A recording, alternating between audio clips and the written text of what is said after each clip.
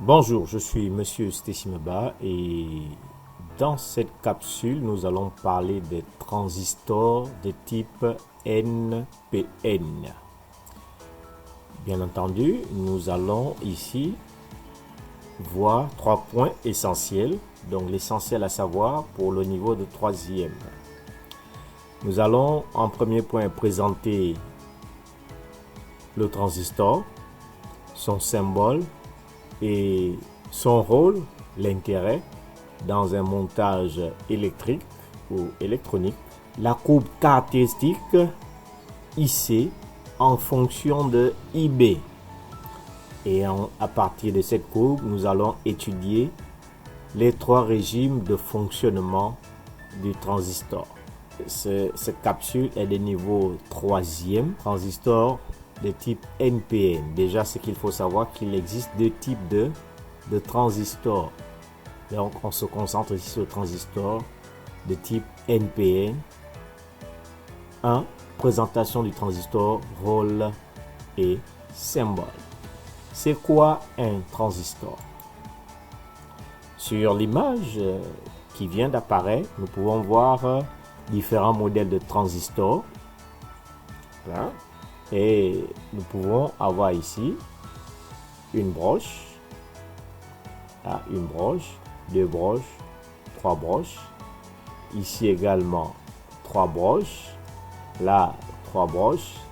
Donc chacun de ces composants dispose de trois broches. Et pour info,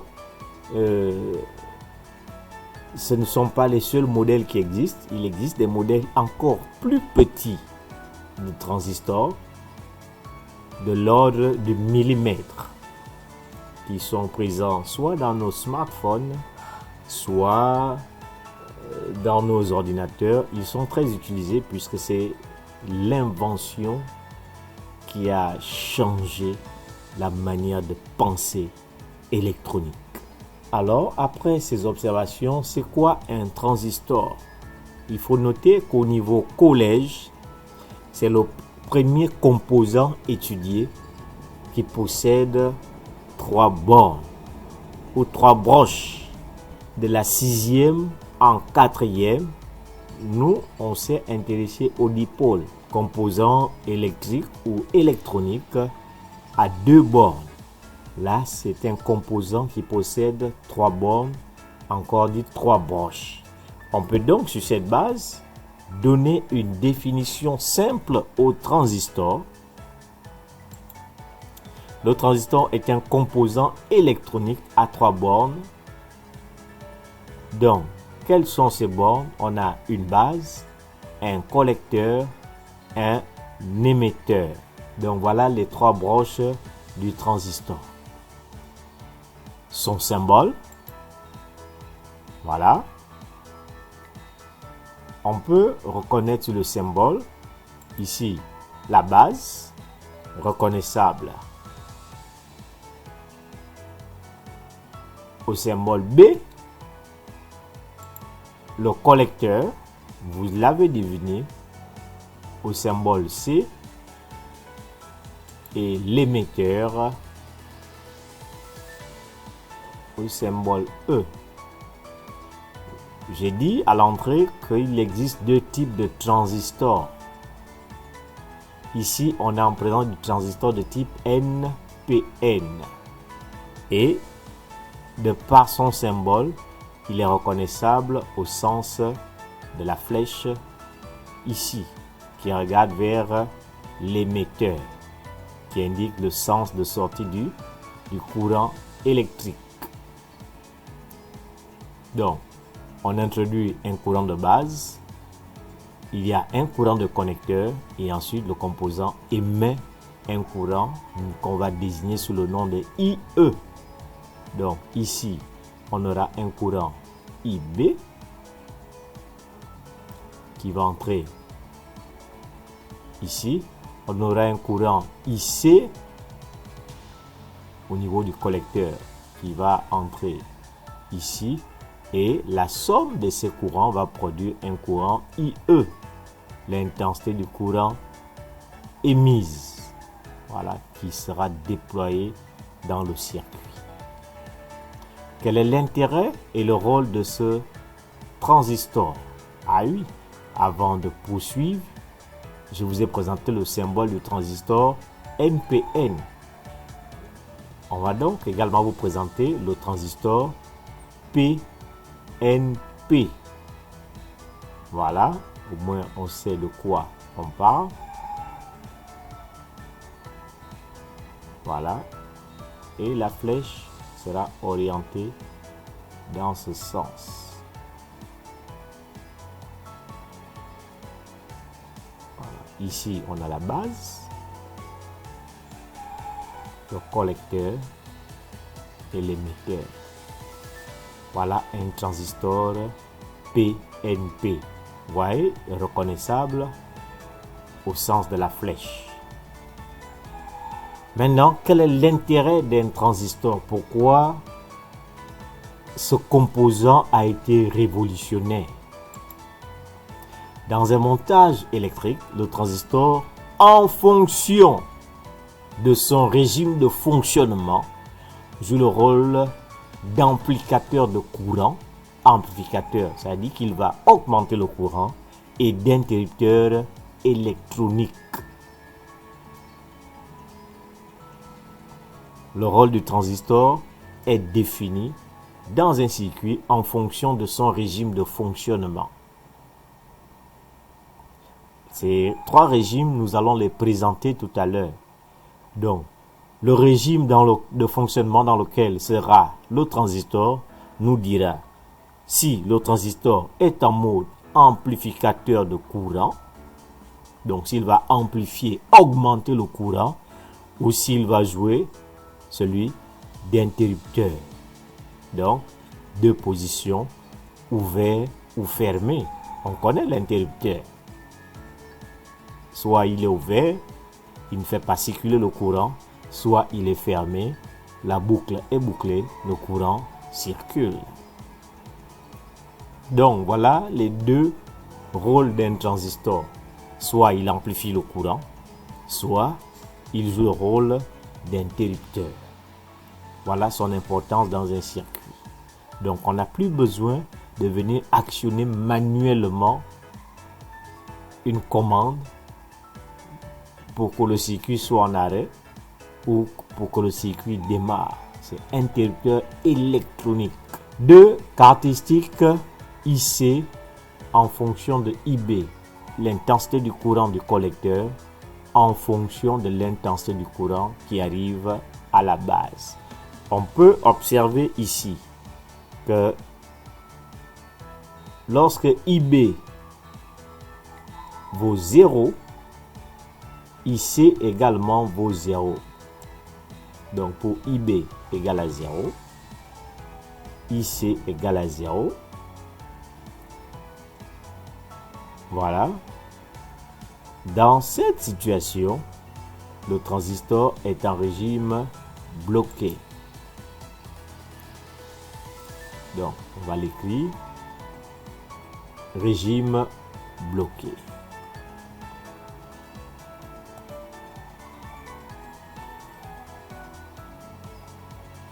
Voilà.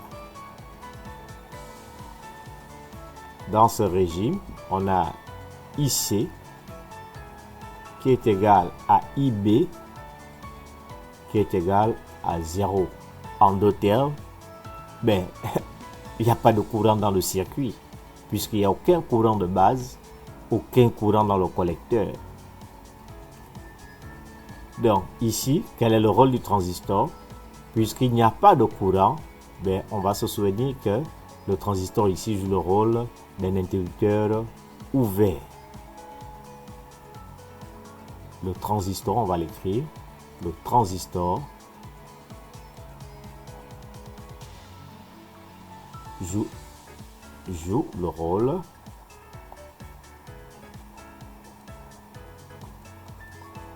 d'un interrupteur ouvert.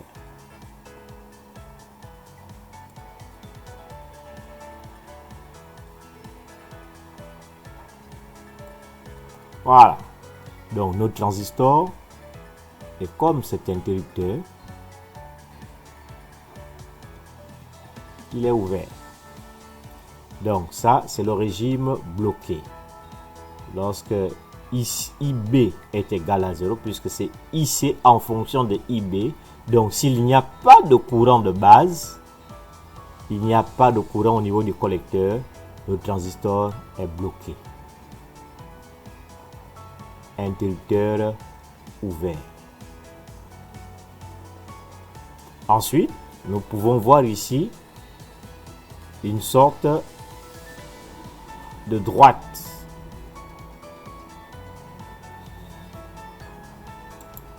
C'est le régime linéaire. Donc ici, linéaire qui vient de ligne. On va déjà noter ce régime.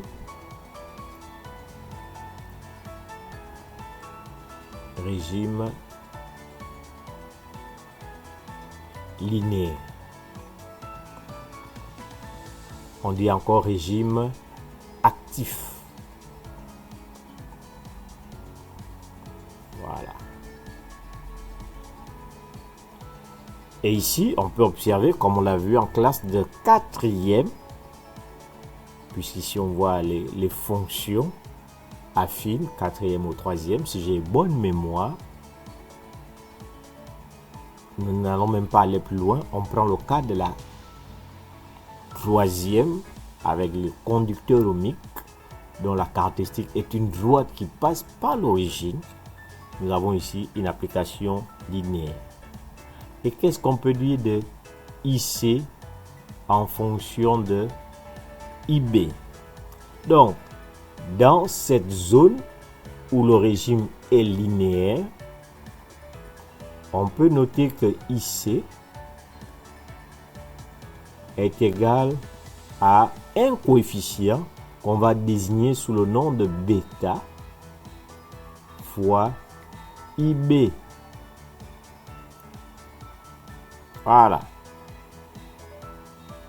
Puisque dans cette zone, la représentation est une droite qui passe par l'origine. Voilà, donc on a un régime linéaire ou régime actif. On peut donc noter ici que IC est égal à bêta fois IB. Quel est le rôle du transistor? Nous pouvons voir ici que IC est égal à bêta fois IB, bêta étant ce qu'on appelle le gain.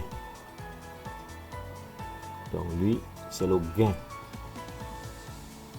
en courant.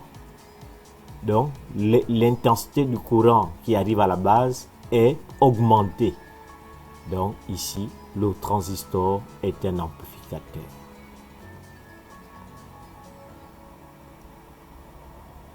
Le transistor est un amplificateur de courant.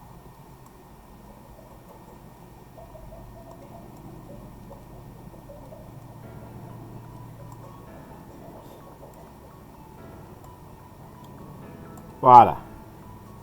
Donc, lorsque IB vaut 0, le transistor se comporte comme un interrupteur ouvert.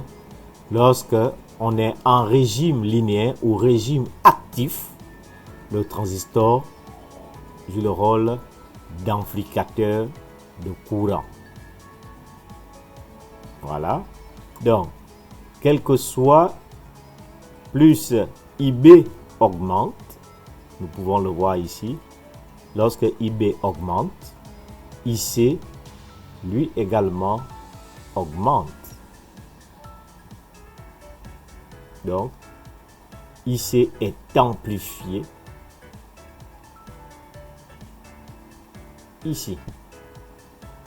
Voilà, donc le graphe, pour savoir le lire, le sens de lecture.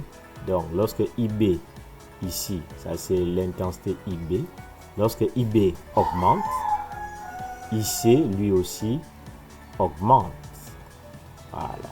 C'est dans cette zone où notre transistor est un amplificateur. amplificateur.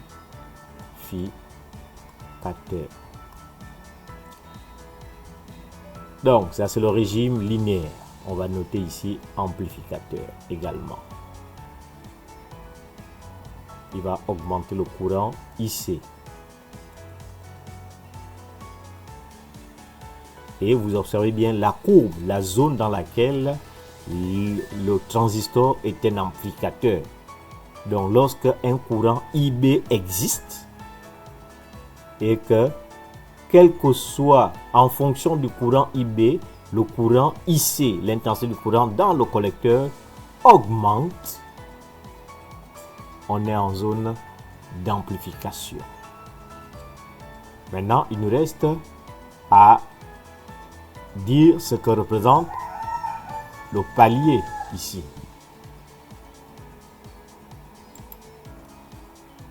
Le palier ici représente le régime saturé. Ici, on peut observer que plus IB, l'intensité du courant IB augmente,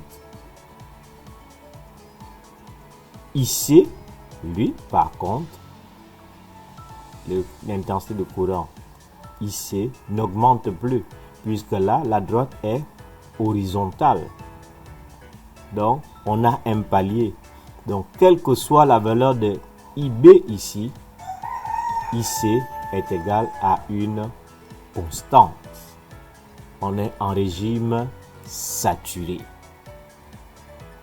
Quel que soit le courant IB, IC n'augmente plus. IC garde la même valeur, dite IC max ou Imax. Et en régime bloqué, on va le noter ici avec une notation mathématique. Quel que soit IB, IC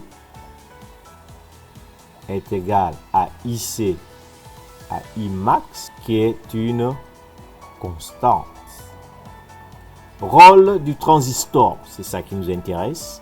Ici, notre transistor, le transistor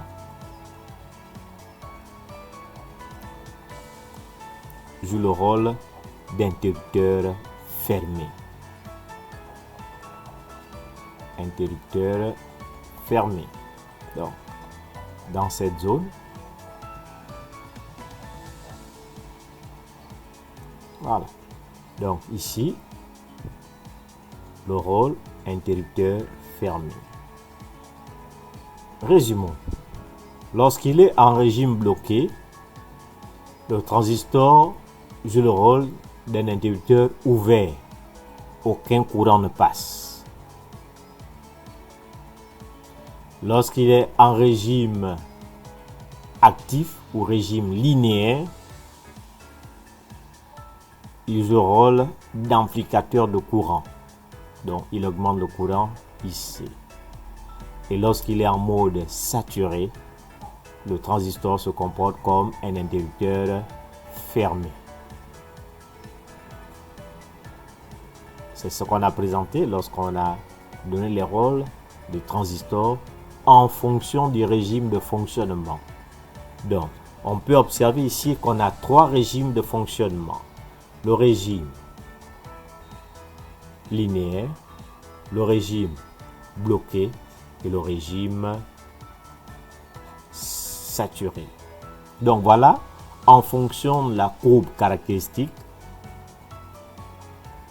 comment on peut déterminer ou identifier les régimes, les trois régimes de fonctionnement d'un transistor.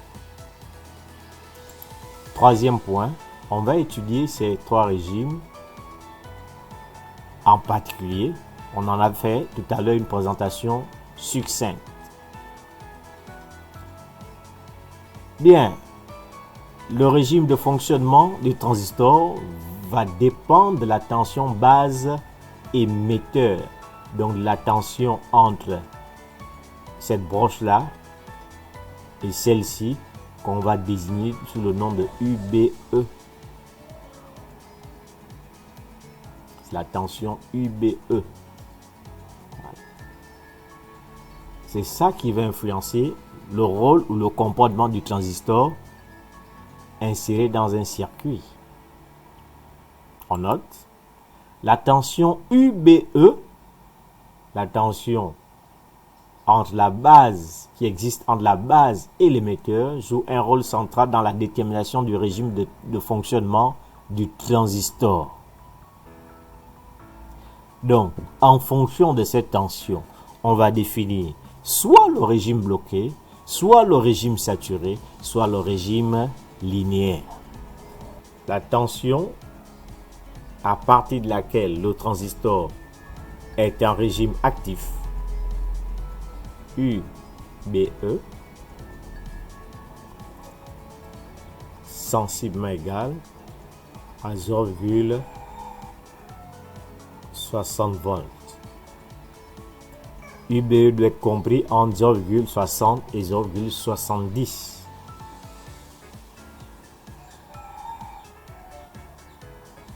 Donc, c'est dans cette zone-là.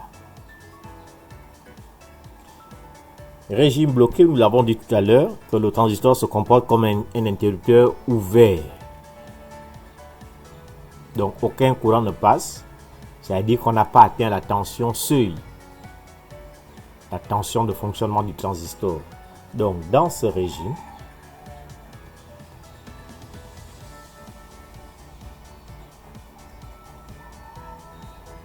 UBE est inférieur à 0,60 volts.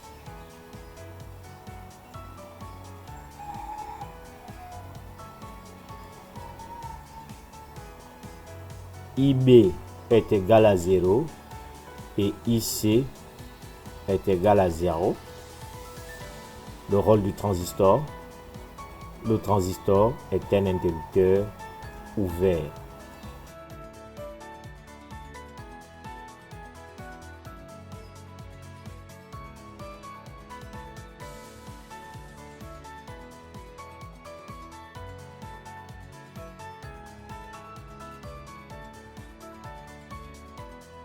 Régime bloqué.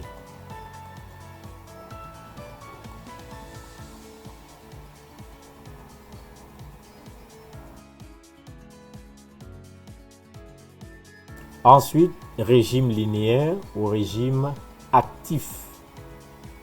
Le transistor est actif. Ça veut dire que la tension entre la base et l'émetteur est proche de 0,60 volts. Je l'ai dit tout à l'heure, ça doit être compris.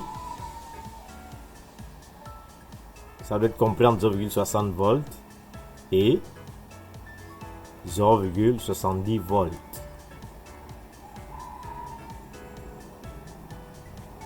Là, il est en mode actif. Hors de ce champ, on n'est plus en mode actif. Régime linéaire.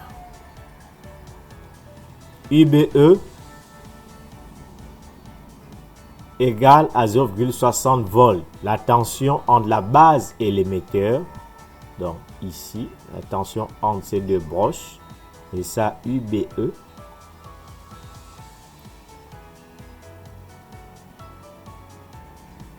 Est égal à 0,60 volts.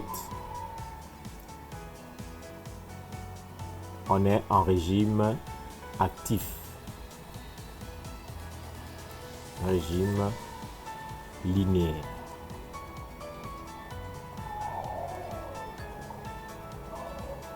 Et en régime linéaire, nous l'avons dit, que le transistor joue le rôle d'amplificateur de courant. Amplificateur de courant.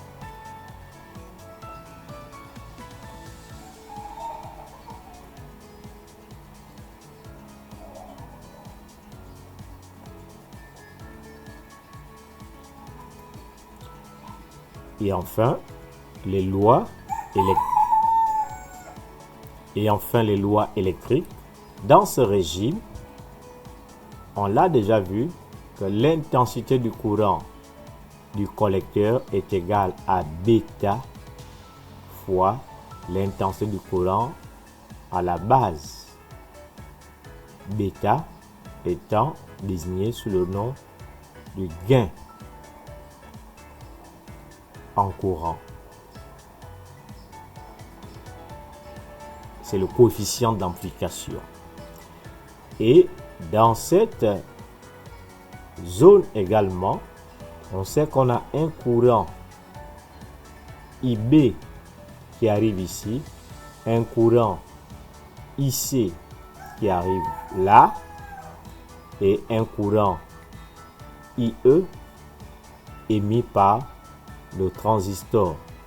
Donc, d'après la loi des nœuds, classe de 5e, on peut écrire que IE est égal à IB plus IC. Ça, c'est la loi des nœuds.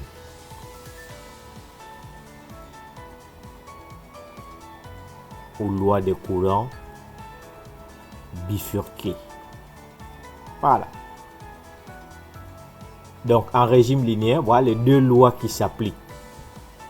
La loi de l'amplification, donc avec le gain bêta, et la loi des nœuds. Deux courants entrent dans le composant. On a le courant IB, le courant IC, et un seul courant ressort IE. Donc IE, l'intensité du courant au niveau de l'émetteur, est égale à la somme des courants d'entrée. Donc voilà le régime linéaire. On peut reprendre la courbe. Donc ça, c'est le régime linéaire. C'est ici, on a ces deux relations. Là, c'est le régime bloqué.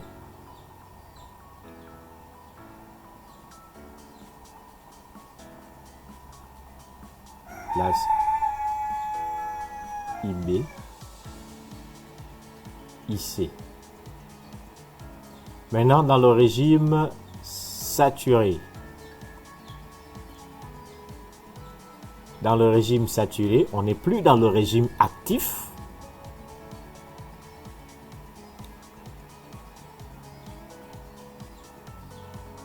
UBE, puisqu'on n'est plus dans le régime actif. Donc, on est sorti de cet intervalle. Est supérieur à 0,70 volts.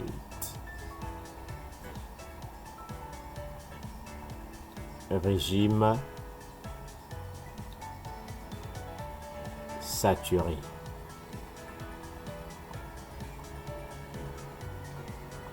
Voilà, en régime saturé. IC, l'intensité du courant au niveau du collecteur, est égale à IC max. Donc, on peut encore noter, selon le graphe qu'on a présenté, à I max, qui est une constante.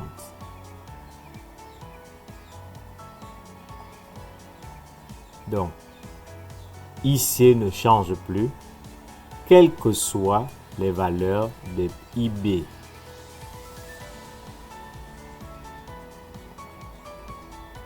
Quelles que soient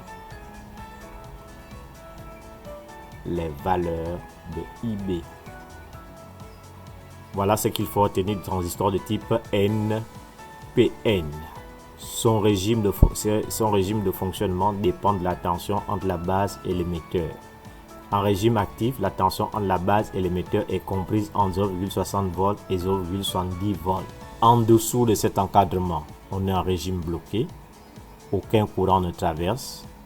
Donc, notre transistor est semblable à un interrupteur ouvert. Dans cet encadrement, on est en régime linéaire ou régime actif. Le transistor joue le rôle d'amplificateur de courant. Et on a deux lois qui s'appellent la loi d'amplification. IC est égal à bêta IB. Et IE, l'intensité du courant au niveau du collecteur, qui est égale à la somme des intensités de courant au niveau de la base et de l'intensité de courant au niveau du collecteur. Ça, c'est la loi des nœuds. Encore dit loi des courants bifurqués, classe de 5e. Et au-delà de cet encadrement, UBE supérieur à 0,70 volts, régime saturé. Notre transistor se comporte comme un interrupteur fermé. Ici, quelles que soient les valeurs prises par IB, on est dans cette zone-là. Quelles que soient les valeurs prises par IB, IC reste fixe. Et lui, c'est IC max. IC max. Voilà, j'espère que ce petit contenu vous a été utile pour revisiter un tant soit peu la notion du transistor, qui est un élément ou un composant important dans les montages électroniques que nous allons étudier dans une autre capsule. Je suis Monsieur Stechimeba, enseignant de physique-chimie, et au terme de cette capsule, je vous dis à la prochaine.